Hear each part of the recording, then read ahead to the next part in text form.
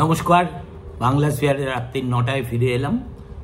আমি আলোচনা শুরু করার আগে জনৈক মহাত্মার অমৃত বচন আপনাদের একটু শুনিয়ে দিতে চাই। আপনারা নিশ্চয়ই শুনেছেন। বাঙালিদের উপর অত্যাচার হচ্ছে, বাংলা ভাষার উপরে আক্রমণ হচ্ছে, এ আমরা মানব না। এই কেন্দ্রীয় সরকার বিজেপি যেখানে পাচ্ছে বাঙালিদের ধরে তাদেরকে অ্যারেস্ট করে দিচ্ছে, বাংলা ভাষার উপর আক্রমণ করছে। গুয়াহাটি থেকে পশ্চিমবাংলার মানুষ যেখানে রয়েছে তাকে নোটিশ দিয়ে দিচ্ছে, উড়িষ্যা থেকে নোটিশ দিয়ে দিচ্ছে। অমিত শাহ কি ভাবছে কি বাঙালিদের ভয় দেখানো যায়? বাঙালিকে জানে না। বাঙালি কিন্তু স্বাধীনতা আন্দোলনের প্রথম ১ নম্বর জায়গায় স্বাধীনতা আন্দোলন হয়েছে। গুজুরা ছিল না ওখানে, একটাও গুজু ছিল না। গুজুগুলো সব ইয়ের সঙ্গে হাতে হাত মিলিয়েছিল, নাথুরাম গডসের সঙ্গে হাত মিলিয়েছিল। এরা কি করে বুঝবে বাঙালি সবচেয়ে আগে, বাঙালি সবচেয়ে আগে থাকবে? যতটা লড়াই করে ততটা লড়ে নেবো আমরা। মমতা বন্দ্যোপাধ্যায়ের নেতৃত্বে লড়ে নেবো, ছাড়বো না একটাও গুজুকে আমরা। গুজু যদি ভেবে থাকে যে সব ভয় দেখিয়ে করবো, বিজেপি যদি ভয় থাকে তাহলে হবে না। গুজু চলে যাবে, বাঙালি থাকবে। এর পরিচয় করিয়ে দেওয়ার দরকার নেই, আর দিতে আমার যারপর নাই বিরক্তিও লাগে, সেই জন্য নামটাই করব না। আমি ঘোর অকল্যাণ বলে এনাকে অভিহিত করব, সেই জন্যই থাম্বনেলের হেডিংটা ওই রকম দিয়েছে। কতবার সংসদের আঙিনায় দাঁড়িয়ে, ভারতবর্ষের সংসদের আঙিনায় দাঁড়িয়ে এই ঘোর অকল্যাণ গুজু শব্দটি উচ্চারণ করল আপনারা নিশ্চয়ই শুনেছেন। কয়েক সেকেন্ডের একটা ক্লিপে অন্তত ৬-৭ বার। আমি আমার এই ঘোর অকল্যাণের কথা শুনলে ইদানিং অভিজিৎ গঙ্গোপাধ্যায়ের একটা মন্তব্য বারবার মনে পড়ে যায়। কল্যাণ বন্দ্যোপাধ্যায় সম্পর্কে কিছু জিজ্ঞেস করলেই তার স্টক আনসার ছিল, আচ্ছা আপনারা ওকে জিজ্ঞেস করুন তো ল ডিগ্রিটা কোথাকার। তার মানে অভিজিৎবাবু যে ইঙ্গিতটা করতেন সেটা হচ্ছে কলকাতা, পশ্চিমবঙ্গ বা ভারতবর্ষের কোনো প্রতিষ্ঠিত আইন কলেজের স্নাতক এই ঘোর কল্যাণ নন, অন্য কোনো জায়গা থেকে একটা ল ডিগ্রি তিনি সম্ভবত ম্যানেজ করেছেন, করতেই পারেন। আবার শুধু চেঁচিয়ে যে আদালতের এজলাসে বিচারপতিদের পালভারাইজ করা যায় এবং অনেক সময় টুকটাক অর্ডার নিজের পক্ষেও নিয়ে নেওয়া যায়, এই ঘোর অকল্যাণ তার সবচেয়ে বড় দৃষ্টান্ত। সেটা না হয় তিনি কালো সামলা পরে পেটের তাগিদে করেন, যদিও পেটের তাগিদে আর করেন না, কোটি কোটি টাকা বিল করেন রাজ্য সরকারের হয়ে প্রতিটা মামলা হারার জন্য, কিন্তু তার মধ্যে আমি যাচ্ছি না। তিনি বলেছেন মমতা বন্দ্যোপাধ্যায়ের নেতৃত্বে, সবাই মমতা বন্দ্যোপাধ্যায়ের নেতৃত্বে লড়ে। একটু আগেই সাগরিকার প্রসঙ্গে বলেছি। আর এ তো মমতার পুরাতন বৃত্ত। আচ্ছা, এই ঘোর অকল্যাণ কি জানে যে ভবানীপুর কেন্দ্র থেকে মমতা বন্দ্যোপাধ্যায় এখন বিধানসভায় নির্বাচিত হয়েছেন, তাতে গুজরাটি ভোটারের সংখ্যা কত? বিজেপিকে আর কিচ্ছু করতে হবে না, তার এই মন্তব্যের ক্লিপটা আমাদের কলকাতায় দীর্ঘদিন ধরে বসবাস করা ওই তল্লাটের গুজরাটিদের একবার শুনিয়ে দিলেই হবে। এটা তো গেল না জেনে নেত্রীর ক্ষতি করার প্রসঙ্গ। আর তার চেয়েও যেই অজ্ঞতাটা একেবারে বাঙালি হিসেবে আমাদের মাথা হেঁট করে দেয়, সেটা হচ্ছে স্বাধীনতা আন্দোলনে নাকি গুজরাটিদের কোনো অবদানই নেই। গুজরাটিরা সবাই ইংরেজদের কি বলবো মুৎসুদ্দি ছিল, নাথুরাম গডসের সঙ্গে ছিল। এই ধরনের উদ্ভট অবিশ্বাস্য এবং চূড়ান্ত অপমানজনক কথা আরেকটা প্রদেশের মানুষ সম্পর্কে কেউ যে সংসদের অঙ্গনে দাঁড়িয়ে বলতে পারে, এটা ভাবলেই সত্যি বলছি আমার আজকাল আর গাড়িরই করে না, মানে ধরণী, সত্যজিৎ রায় ধরণী নয়, ধরণী দ্বিধা হও বলতে বারে বারে ইচ্ছে করে। ঠিক যেখানে দাঁড়িয়ে ঘোর অকল্যাণ গুজুদের বিরুদ্ধে এই অপশব্দগুলো প্রয়োগ করলেন, তার উল্টো দিকে এই কিছুদিন আগে পর্যন্ত একজন স্বনামধন্য গুজরাটির মস্ত বড় স্ট্যাচু ছিল, যে মূর্তির তলায় বিরোধীরা একজোট হয়ে বিভিন্ন বিষয়ে প্রতিবাদ করতেন। এখন মূর্তিটি অন্যত্র স্থানান্তরিত হয়ে যাওয়ায় তারা ওই দরজার সামনে অনেকটা ছাত্র ইউনিয়নের স্টাইলে বসে প্রতিবাদ করেন। সেই গুজরাটির নাম মোহনদাস করমচাঁদ গান্ধী। আর সেই মোহনদাস করমচাঁদ গান্ধীকে যিনি হত্যা করলেন, সেই নাথুরাম গডসের দোসর গুজরাটিদের বানিয়ে দিলেন কিরকম অক্লেশে। তার মানে কি, শুধু যে ফাঁকি দিয়ে আইনটা পাশ করেছেন তাই নন, ইতিহাসের বিন্দু বিসর্গ জানেন না, এবং না জেনে এমন সব কথাবার্তা বলেন যেটা শুধু যে ইতিহাসের অপমান তাই নয়, যাকে আমরা জাতির জনক বলে জানি এবং তার নেত্রী যাকে প্রণাম না করে কোনো অভিযান শুরু করেন না, বেমালুম গান্ধীজির কথা তিনি ভুলে গেলেন। তিনি ভুলে গেলেন যে আজকে যে ভারতবর্ষ আমরা দেখছি অ্যাডমিনিস্ট্রেটিভ ইউনিট হিসেবে, সেটা সম্ভব হয়েছিল একজন গুজরাটি লৌহ পুরুষের জন্যই। তার নাম সর্দার বল্লভভাই পটেল।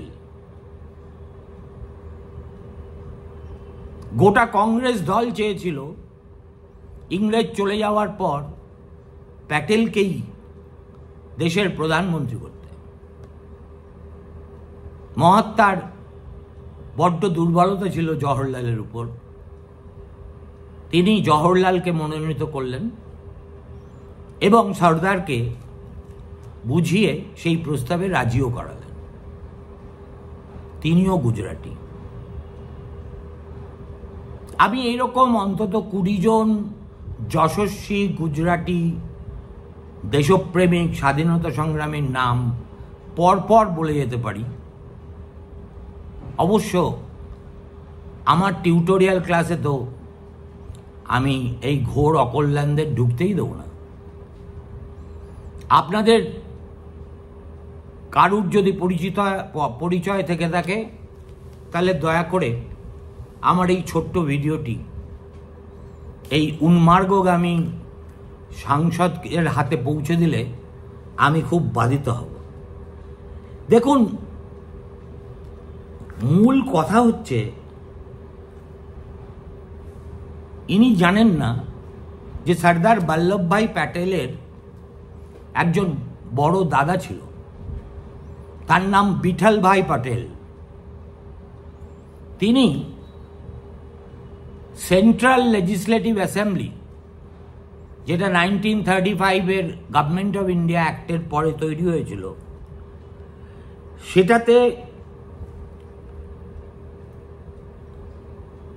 তার প্রথম কংগ্রেসের নেতা ছিলেন তিনি। তারপরে সুভাষচন্দ্র বোস যখন জার্মানিতে থাকেন, তখন তার সঙ্গে প্রচণ্ড হৃদ্যতা তৈরি হয় তার। সুভাষবাবুর একজন সোচ্চার কট্টর সমর্থক কাম অভিভাবকের দায়িত্ব পালন করেন। অনেকে বলে থাকেন ভিটাল ভাই তার মৃত্যুর আগে যে উইলটা সই করে গেছিলেন সেখানে তার স্থাবর অস্থাবর সব সম্পত্তি তিনি সুভাষচন্দ্রের নামে লিখে গিয়েছিলেন। তিনি গুজরাটি নন, মোরারজি দেশাই। আশা করি এই নামটা ঘোর অকল্যাণ জানলেও জানতে পারেন। আর বলবো বলে কি যে লাভ সেটাও আমি বুঝতে পারছি না। তার কারণ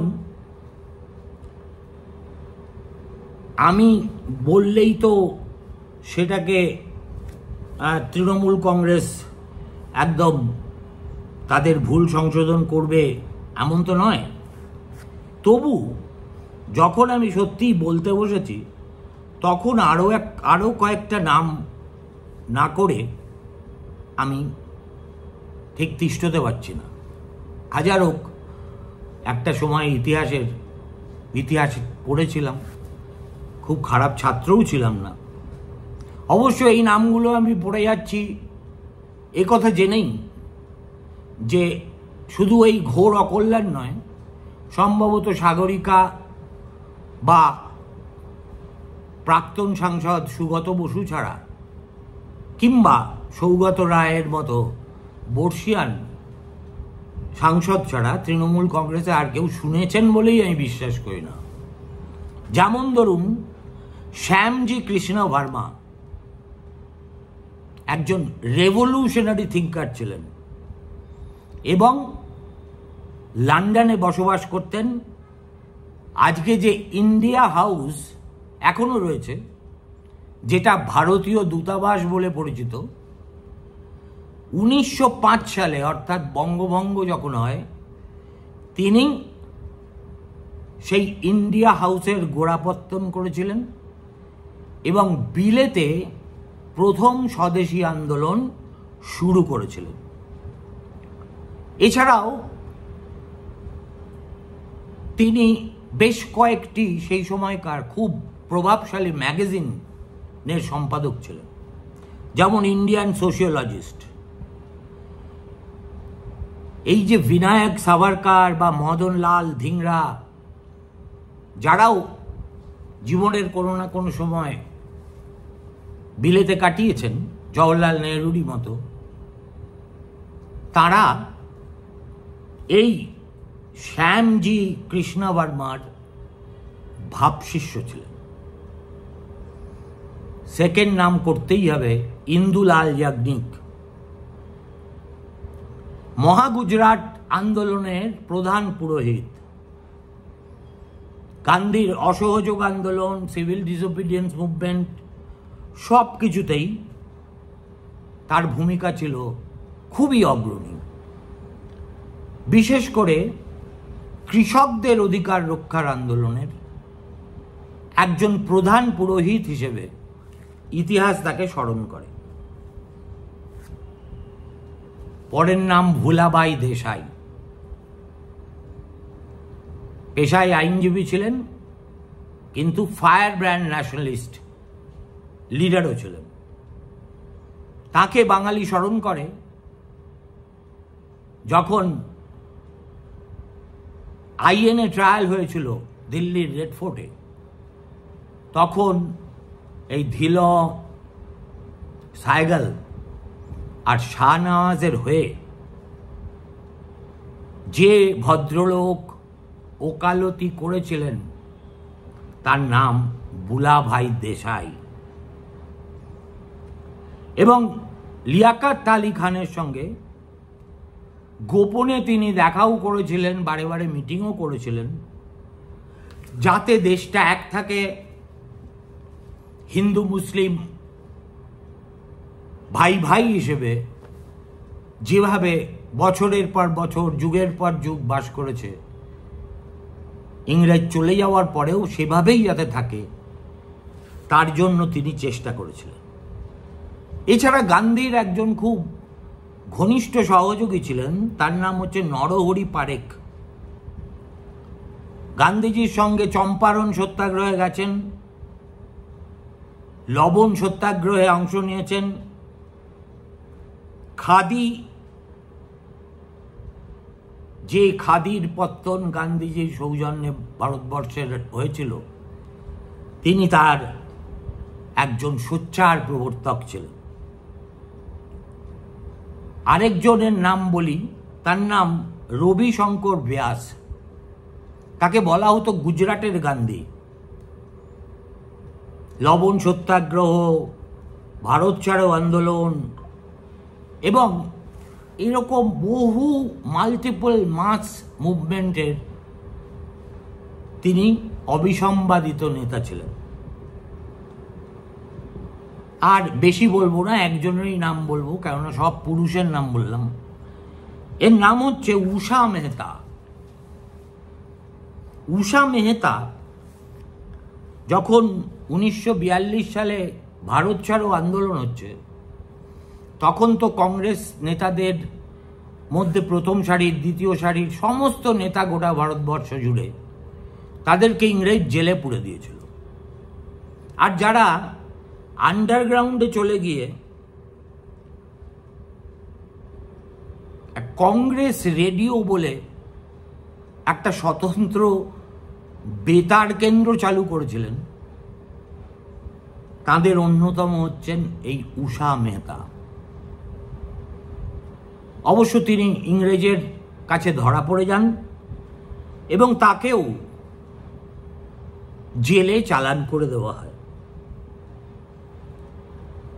এই যে রাজ্যের অতীত গৌরব, তাকে নাথুরাম গডসের সঙ্গী বলাটা শুধু যে একটা গোমূর্খের পাণ্ডিত্য জাহির করা তাই নয়, এর ফলে এখন মুশকিল হলো, এই যে ধোপার বাড়িতে যাদের থাকার কথা ছিল, তারা সব সংসদ আলো করে বসে আছেন বলে হয়তো বাইরের রাজ্যের লোকেরা ভাবেন এই পশ্চিমবঙ্গের মানুষগুলোও এরকম। সেই দায় এই ঘোর অকল্যাণরা নেন না।